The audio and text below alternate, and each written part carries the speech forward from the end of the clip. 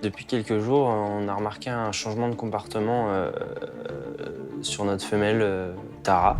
Je la trouve pas forcément trop en forme. Ce matin, elle est posée sur sa tablette, elle a le regard vraiment dans le vide. Et on voit qu'en fait, il y a quelque chose qui va pas.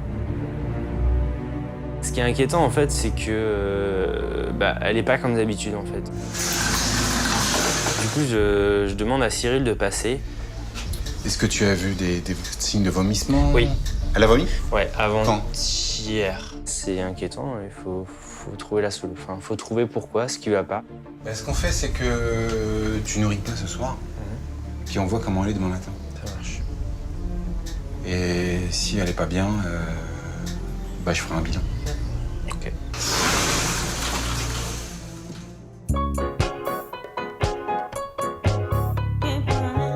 Je m'appelle Anne, j'ai 19 ans et je fais un stage aux Zoo de la Flèche.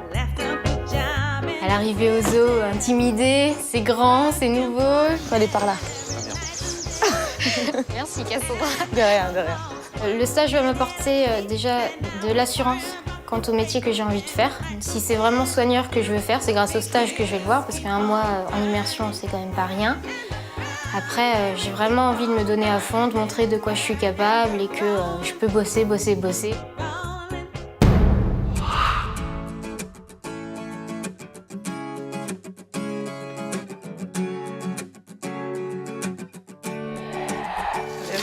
Allez, go. Ce matin, je travaille avec Geoffrey au secteur fauve. Tout d'abord, on se dirige vers l'enclos des girafes. Allez, commence par les girafes. Donc quand on arrive aux girafes, dans un premier temps, on les nourrit. Et puis on leur met la luzerne. Je les mets où? Alors attends, on va en ramener 2 là, et il y en a un qui va dehors. Il y avait 3 sacs de luzerne, donc Geoffrey en met 2 dans leur enclos. Et ensuite, il me demande d'aller en mettre un dans l'enclos, à l'extérieur de l'enclos des girafes. Celui-là, tu peux l'emmener, tu sais, à la dalle là-bas. Donc je me dirige vers le carré et je verse tout le sac de luzerne. Je pense qu'on s'est pas bien compris, alors soit elle est pas réveillée, soit je ne le suis pas. Je lui avais juste demandé de déposer le sac. Et en fait, elle a vidé le sac sous le râtelier.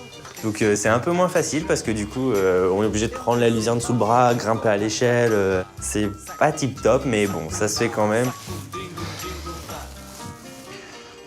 Vous pouvez me laisser le sac? Quoi?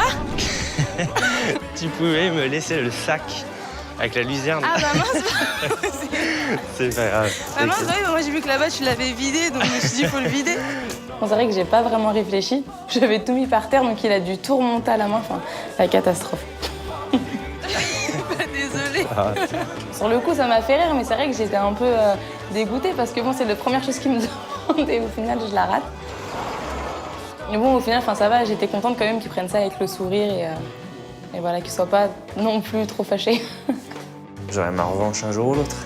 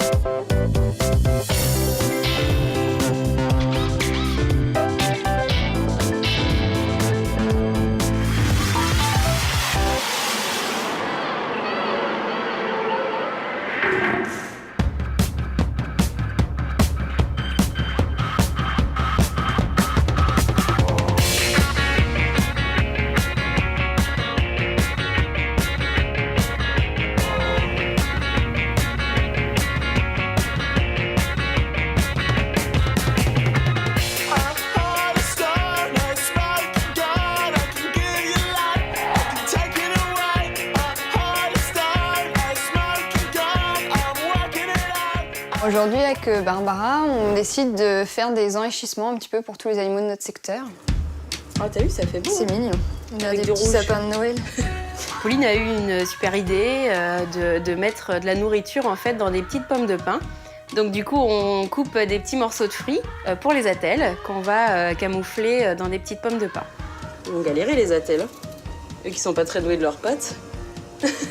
On complique vraiment la tâche, quoi. C'est pas juste je me sers et je mange. Là, il va falloir qu'ils arrivent à attraper les petits morceaux de fruits et légumes dans les pommes de pin. Donc on part ensemble, mais en fait, voilà, on n'a pas besoin d'aller à deux sur l'île des Attelles pour préparer. Donc vu que c'est son idée, je la laisse faire son petit tour de barque pour emmener ses petites pommes de pin. Et puis moi, pendant ce temps-là, je m'occupe de sortir les coatis. Tu m'appelles quand tu les sors? Ouais.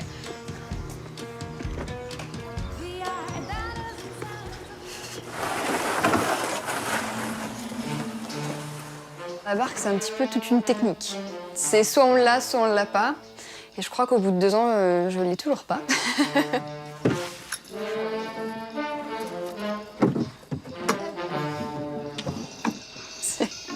C'est toujours un moment assez chaotique, l'embarcation sur la barque. Hop, c'est parti.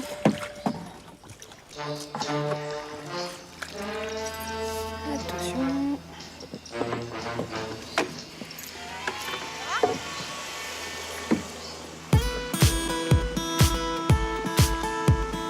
Quand je mets les pommes de pin, du coup, j'essaye déjà de ne pas les mettre au même endroit. Ça permet voilà, à chacun d'avoir sa chance d'en trouver une et de pouvoir en profiter. Et j'essaye que ça soit pas visible du premier coup d'œil, même si bon, il n'y a pas 36 000 cachettes. J'essaye quand même de rendre le truc un peu plus intéressant. Une fois disposé mes pommes de pin, je retourne à terre. Et là, du coup, j'appelle Barbara pour faire la sortie des attelles, puisqu'elle aussi voulait profiter du coup voilà, de voir nos loulous avec l'enrichissement. Barbara, tu m'entends, Barbara? Oui, Pauline. Ouais, c'est bon, je vais lâcher les attelles si tu veux venir. Ah ouais, mais là, je vais casser tous tes plans. Il faut que tu viennes au coatis tout de suite. On a des bébés. Cool, j'arrive. C'est toujours une super bonne nouvelle quoi, quand on apprend qu'on a des naissances sur le secteur, même sur les autres secteurs, c'est toujours une bonne nouvelle. On a des bébés coatis pour toute la communauté du zoo, là, si ça vous intéresse. Félicitations. Merci.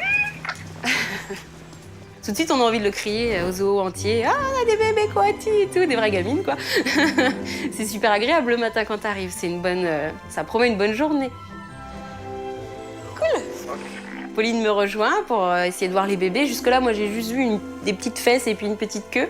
Mais pas évident, parce que la maman, évidemment, les protège. Donc, elle veut pas forcément nous laisser voir.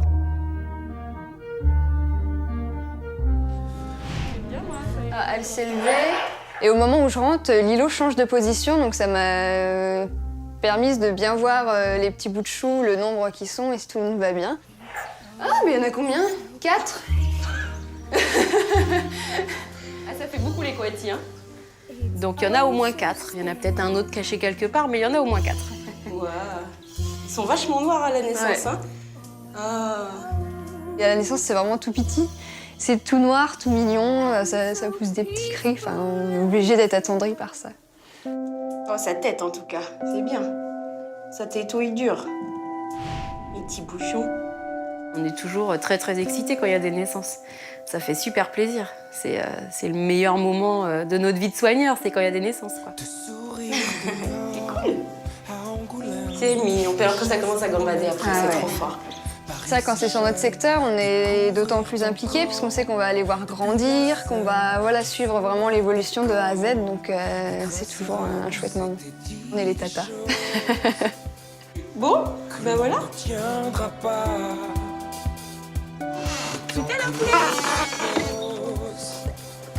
Sur nos ronces lilas, le soleil s'endort sur ses chaînes, le sable et l'aurore, fleur de sel. Attends-moi, je sors de l'île aux cerfs, l'orage et de l'or pour se perdre. I need you so, I won't let you go. I need you so.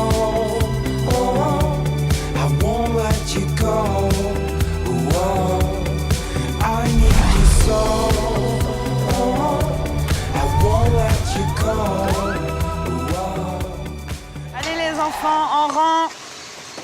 Je donne ma main aussi. 2 par 2. Aujourd'hui, je suis avec Aurore à la nourriture et Aurélie débarque et nous propose de l'accompagner pour l'enrichissement des mandrilles et colombes. J'ai préparé des glaçons la veille que je compte mettre à tout le monde sur mon secteur. Dans ces glaçons-là, en fait, j'ai mis des graines, des fruits secs, voilà. Où est-ce qu'on se les met? Avec Adeline, on dispose les glaçons à l'intérieur de la volière. Voilà. Je sais, c'est pour qu'ils s'amusent. C'est vraiment pour stimuler plein de choses différentes dans leur tête, que ça les occupe et aussi qu'ils réfléchissent, quoi. Faut les stimuler aussi dans leur réflexion, les animaux. Mets où tu veux. J'ai un glaçon, je pense pour eux, voilà, c'est étrange. C'est quelque chose où on voit à travers ce qu'il y a dedans, mais qu'on ne peut pas attraper. Donc là, voilà, tout est la difficulté pour eux, donc c'est vraiment pour les occuper. Bah, vous êtes prêts? Ouais, lâche les faux. C'est super sympa parce que c'est la première fois que je vais voir ça et puis c'est super intéressant. Je suis curieuse de savoir comment ils vont réagir à cet enrichissement-là.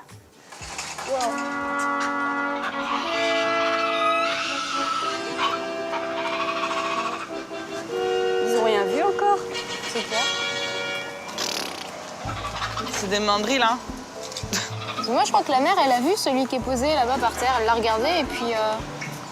On sent bien qu'ils sont contents de sortir. Donc on sent qu'ils partent un peu dans tous les sens. Et en fait, au final, mes glaçons n'ont aucun intérêt pour eux.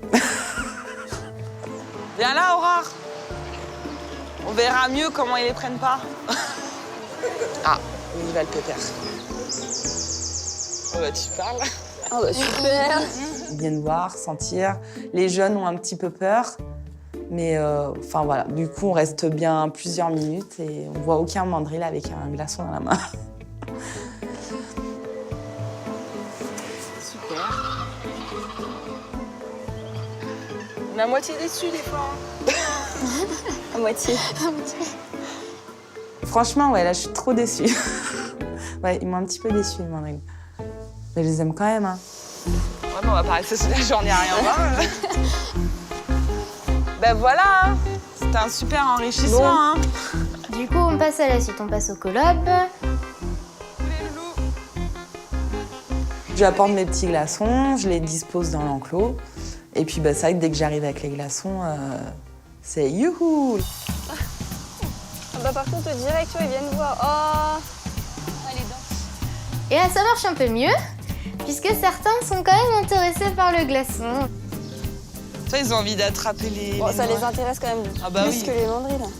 On voit qu'ils cherchent, donc ils essayent de choper la noix avec la main, mais ils ne peuvent pas, c'est dans le glaçon. Ils essayent de croquer dedans, mais ils ont un petit peu de mal. Donc eux, ça va vraiment les occuper parce que ce qu'il y a dans le glaçon, ça les intéresse énormément et du coup, je pense qu'ils ne vont pas lâcher leur glaçon.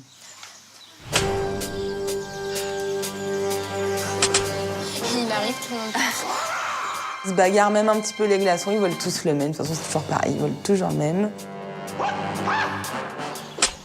Oh là, bah, ils sont Ah non, mais entre eux, c'est. Du coup, c'est sympa avec Aurélie et Aurore parce que du coup, ouais, on discute, on rigole sur les singes. Et puis voilà, c'est bon enfant, quoi. Des fois, t'as des adultes, ils restent encore gamins dans leur tête, et puis t'en as d'autres, bah, ils vieillissent mal, quoi.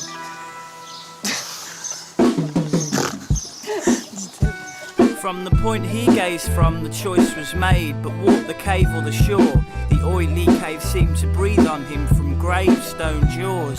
His little hand grasped in anguish as he weighed up his coin. Somewhere a blue-eyed girl in the world is just waiting for a boy. Turn your life on the flip of this coin.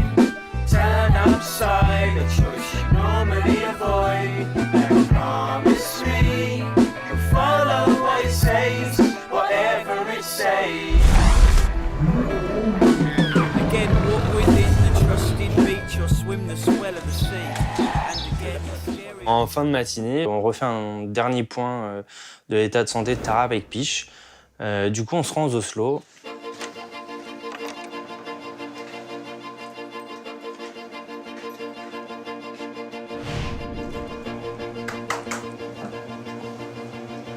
Tara. Et on se rend compte que bah, c'est pas la forme. La fille,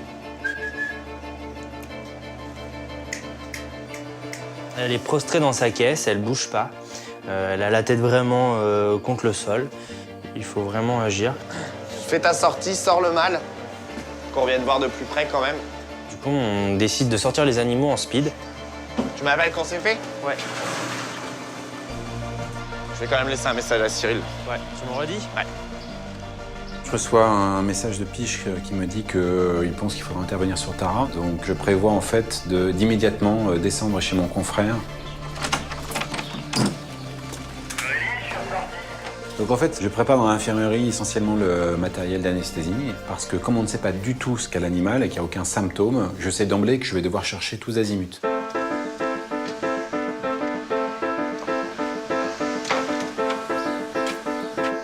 Diego, allez bonhomme. Oui. Ok. Diego est sorti, du coup j'en profite vraiment pour m'approcher au plus près, pour vérifier son état. Elle bouge pas, elle est prostrée dans sa caisse, je sais pas ce qu'il y a. C'est inquiétant parce que d'habitude Tara c'est une boule de nerfs, le matin elle a qu'une hâte, c'est de sortir, d'aller profiter de l'enclos et là elle est prostrée dans sa caisse donc c'est pas normal, faut trouver pourquoi. C'est bon pour Diego, je vais préparer la caisse et puis... je vais la flécher tout de suite. Ça marche. Le fléchage des animaux c'est toujours... voilà, forcément, on n'aime pas voir nos animaux endormis, mais on se dit que c'est pour une bonne cause. Ah, elle est au fond de la caisse. Alors ça va pas être pratique. La difficulté que j'ai en rentrant dans le bâtiment des Oslo, c'est qu'elle est en fait prostrée au fond de sa tanière, donc là, je peux pas la flécher, c'est trop dangereux. Donc, le but du jeu, dans un premier temps, c'est de la déloger.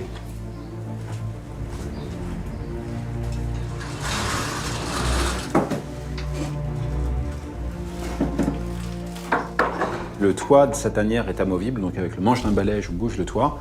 Du coup, elle, ça la dérange, elle sort, elle monte sur la tablette. Et à ce moment-là, immédiatement, je peux la flécher.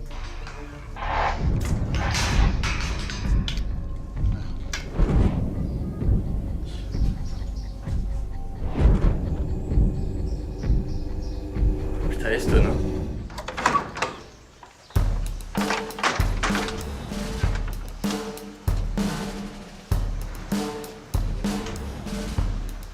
Donc une fois que l'animal est endormi, on vérifie que tout va bien et on la transfère immédiatement dans une boîte de transport et on descend à la clinique.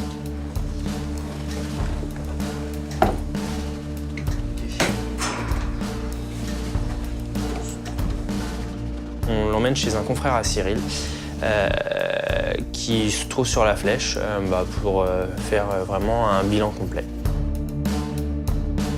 On peut tout envisager, on sait pas ce qu'elle a. Tant que le bilan complet n'a pas été fait, c'est impossible de savoir. Faire assez vite parce qu'elle respire pas très bien.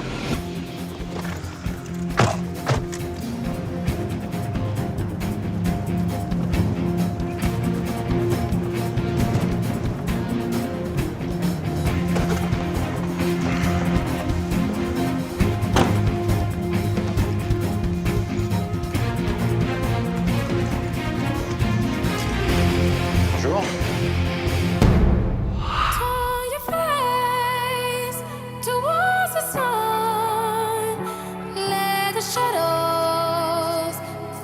Behind you, don't look back, just carry on, and the shadows will never find you. Turn your face towards the sun, let the shadows fall behind you.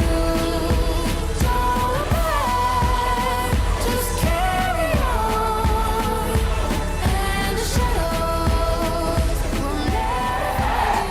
Bon, alors, je te montre. Ouais. Aujourd'hui, je propose à Marie de lui montrer qu'on a une cascade chez les loutres d'Asie. Ça ne se sait pas forcément, mais voilà, on a une petite cascade chez les loutres d'Asie. Donc, je lui propose qu'on la mette. Donc, on est en salle de filtration. Je montre à Marie comment mettre en route la cascade. C'est pas compliqué, il y a juste une vanne en bas à venir ouvrir. Et puis après, c'est parti, la cascade coule. Donc on remonte au niveau de l'enclos pour voir un petit peu la réaction de nos loutres. Moi, je m'attendais à un débit... Non ? C'est pas faux. Tout le monde voit ce que c'est la cascade, de l'eau qui coule, qui fait un beau bruit de cascade.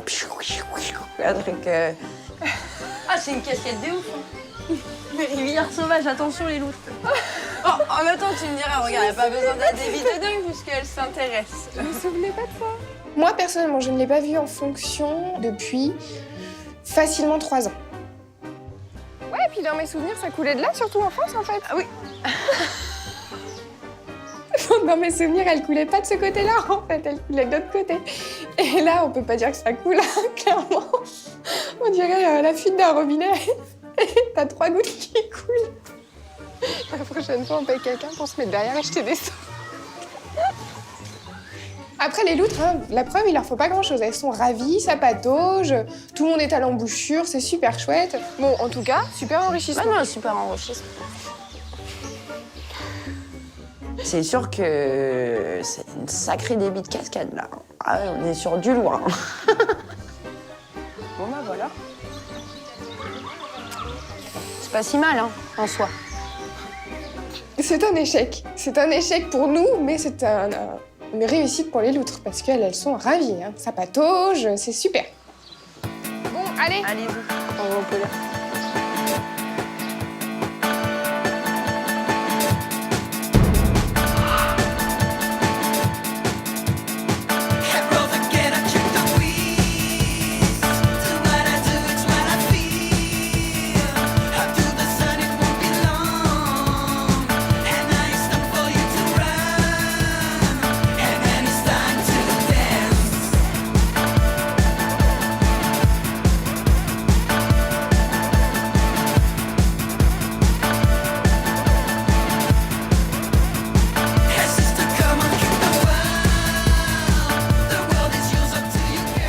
Cyril et son confrère décident de vraiment faire un bilan complet, aussi bien radio, écho, bilan sanguin, etc. Et au final, ils trouvent rien. Bonjour. Donc au final, on a un animal qui, au niveau de tous les examens complémentaires, va bien. Quand le verdict tombe, en fait, c'est un soulagement parce que je me dis qu'il n'y a rien de grave, en fait. Tous les examens sont bons, il n'y a rien, donc c'est un soulagement de ce côté-là. Bon, en tout cas, pas de regret, on a fait tout ce qu'on pouvait faire aujourd'hui. On l'a examiné sous tous les sens. Et puis d'un autre côté, il y a quand même un peu d'anxiété parce que c'est pas, enfin, elle a pas la pêche. Je sais pas du tout ce qu'elle a, je sais pas ce qu'elle a. Donc on va faire quand même une couverture antibio parce que les blancs sont un peu limites, là, les globules blancs. Il y a peut-être quelque chose ou le début de quelque chose, donc on va quand même la mettre sous antibiotiques. Et puis après, on va voir l'évolution parce qu'une fois qu'on a éliminé toutes les hypothèses physiques, il reste les hypothèses psychologiques. Alors est-ce que c'est comportemental? Tu vois, enfin, est-ce que c'est lié au départ du petit? Ils étaient tout le temps collés l'un à l'autre? Souvent ensemble, ouais. On pourrait supposer éventuellement que c'est dû au départ de Thiago de la semaine dernière. Thiago, c'est son fils, en fait, qu'elle a eu l'année dernière. Ils étaient quasiment inséparables, mais malheureusement, il est obligé de partir parce qu'il faut que lui aussi profite de faire sa vie. Et il ne peut pas rester avec sa mère indéfiniment.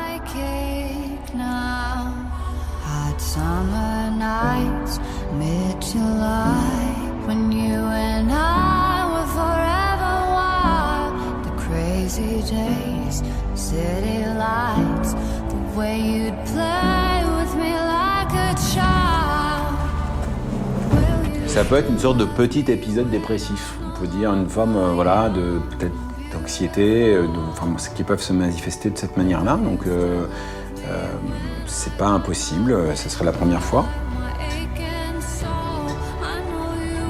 Si c'est vraiment dû au départ de Thiago, petit à petit ça ira mieux et voilà. Les prochains jours seront décisifs et j'espère que tout ira bien. Ok, on va la laisser tranquillement se réveiller. Ouais. Ah, c'est bon.